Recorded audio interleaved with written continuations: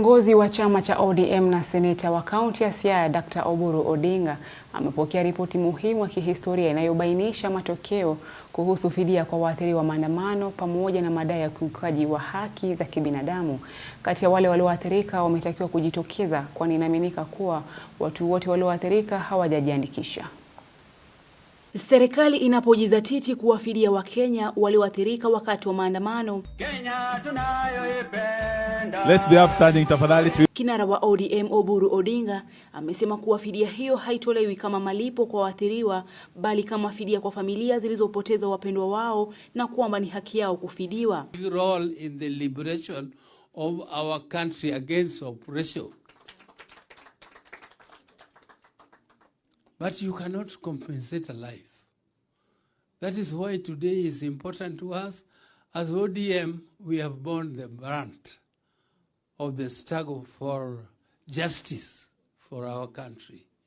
And we hope that our people who lost their lives and who were raped, who were sexually assaulted, people who were injured, were hospitalized, some of them are still living with those injuries from 2017 up to today, come up and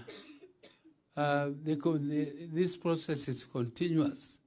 Mwenyekiti wa kamati ya fidia Profesa Makau Mutua akielezea mchakato wa kutoa fidia hiyo, amewataka waathiriwa kujitokeza na kuandikisha malalamishi yao na kuwa na subira mchakato huo unapoendeshwa. Welcome him or her to come forward and make a claim so that we can process that claim.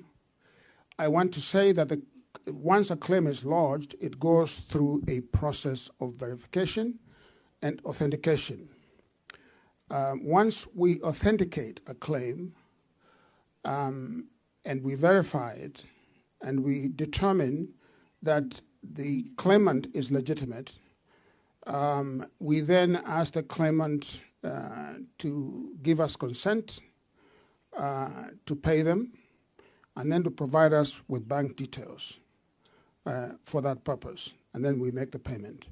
So that is the process. I would, encourage the claimant to follow that process. Gavana wa kaunti ya Kisii Simba Arati ametetea serikali iliyopo madarakani kwa kutoa fidia hiyo ya waathiriwa, akisema kuwa hatua madhubuti zitachukuliwa kuhakikisha waliohusika na ukiukaji wa haki wanawajibishwa. Kwamba few of the things the President William Ruto, unajua tunasema mgala muue, lakini haki ya kufanya nini? Mpe. Ruto yawezekana akuwe na weaknesses yake, lakini amejaribu kama rais wa Jamhuri ya Kenya.